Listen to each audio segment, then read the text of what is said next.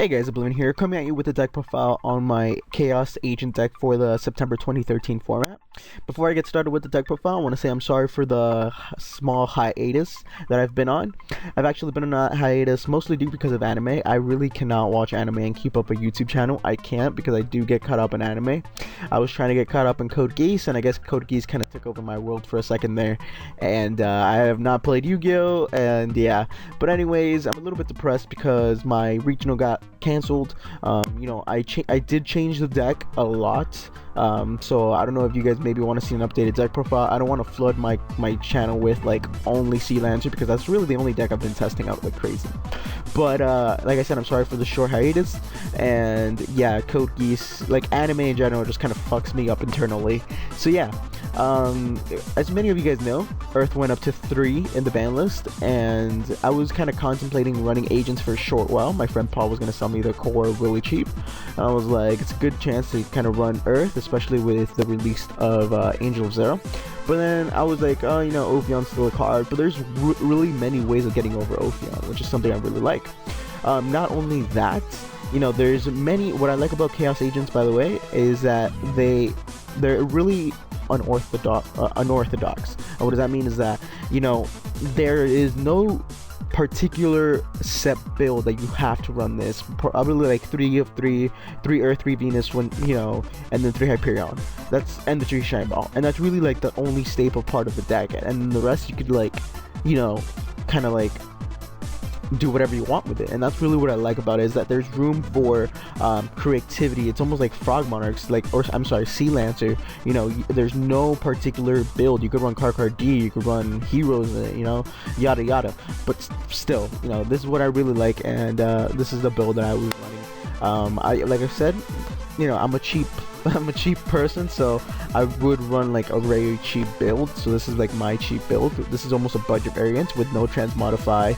I know that's a really good build, but still I don't run it because I am broke, and Transmodify is like a $30 to $50 card, I think.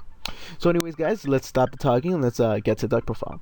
So yeah, we're running 3, the Ancient of Mystery Earth. Really good search card. It is your Stratos of the deck, searches out your agents. I know that there's this deck floating around with TGs running in them, and I do like it, though it's a little bit, I feel like it's a little bit inconsistent. I just kind of like the Chaos variants a lot more.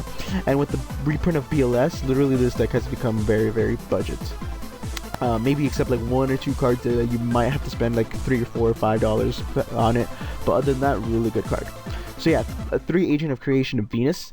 I mean, it's a staple in Agent deck. You pay the 500 life points, thin out the deck, go into your Gachis, your Dark Mist, and it's just really cool. And I'm also running the 1 Jupiter. I believe that Jupiter should be run at 1. It's a really good card. I believe it gets bumped up to 26, 27, 28. I don't remember. I can't do math. Basically, you remove 1 agent monster from your graveyard, target 1 face-up light fairy type monster you control, and it gains 800 attack until the end phase. So it's not bad. It's a really good beat stick to get over like Ophions and stuff like that.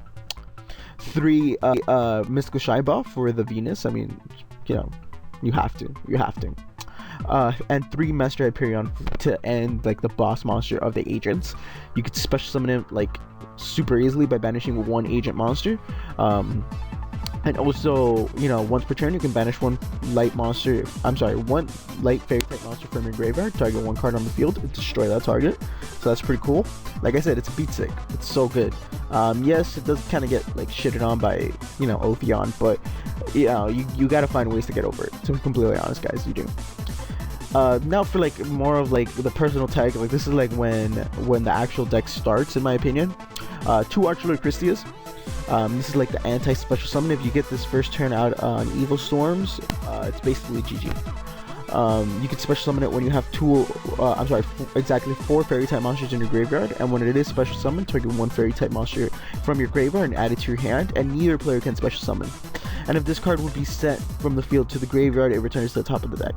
So I can see why that last part would be kind of like annoying. The only reason why I run 2 is because it's another fodder for Herald of the Orange Light. Like, you can ditch it and it's really, really good. Or I run 2 also to kind of like see it more, because I really like this card, so I would like to see it more. And really, if worse comes to worse, if it's like late game and you like there's no possible ways for you to get 4, which is really kind of hard because you do run the Master Hyperion, so you have a lot of grave control. you could always just tribute 2 if you have like an Earth or a Venus that you're really like it's expendable, you know, because this card is like game breaking. 2 Maxi, it's a really good card in general. You know, I'm not running the Veiler because I have 2 Herald of the Orange Light. Like I said, I mean, I kind of wanted to try out the 1 Orange Light, 1 Veiler, but what people don't seem to understand is that Herald of the Orange Light sets up for this guy, Christia. It's a really good card. You know, basically, want to know, it's the War Chariot of the deck. So you, it's like Veiler. When your opponent activates an effect monster's effect, you can send this card and 1 fairy type monster from your hand to the graveyard, negate the activation, and if you do, destroy it. And those can get rid of like dead Venuses in hand, dead Earths, you know, and all that. So now for the Chaos part of the deck, we're running 1 tour guide from the I'm sorry, 2 tour guides of the Underworld. I still like this card. I mean, it's a quick 1 card XYZ. It's really good. Plus, it's Dark Fodder, so I mean, why not run it? I don't run the Assailant because I hate the Assailant. So yeah. 1 Thunder King Ryo. Kind of sad that this card went down to 1. Don't really find the point of running it anymore, but Thunder King Ryo is still a solid light card. I really like it for that light target. 2 Trigodias, because I mean it's really good in this deck because you're always like searching out with the Earths and all that, and you'll kind of like waste your hand with Herald of the Orange Light. So it's a really good card, like, and you run a variety of levels, like level 2, 3, 4, 7. I believe this is 8. I'm sorry. So you have a lot of level control, level manipulation. So this is a really good card in this deck. 1 Gorse because you only play the 1 trap. 1 Chaos Sorcerer because, you know. 1 BLS because, you know. My teched in personal tech, Junk Synchron. This was that time when I was like, man, I can fit in Junk Synchron on everything, even frogs. And literally, I'm actually still testing them in frogs. Really good because in frogs you can get the dupe, you know, and like, yeah, I go for plays. But anyways, you know, this is mostly here for the Shine Balls because they are level 2, and you can go into crazy rank level 5s because level 5s right now are really good, like Archimedes, Catastor, and all that. They're really, really good. And for the last monster, we're running 1 Honest, because Honest is amazing. For the spells, we're running 3 Pot of Duality. I opted to run 3 Pot of Duality because opening this plus Earth is just so good because you deck 10 plus 2, and that's really good. 3 MST, because why not? 2 Forbidden Lance, again, because why not? And 1 Dark Hole. And for the only trap in the deck, we're running 1 Treacherous Trap Hole, because it is a pretty good card. It stops like when E-Dragons go cam, or you know, Black Wings, because you know, you guys know how much I hate Black Wings. For the extra deck could be really interchangeable, but I really like this extra deck. I've been like messing around with it. I wish we had a bigger extra deck. Well, not really, but you know, this deck could utilize a bigger extra deck. Running 1 Gachi Gachi.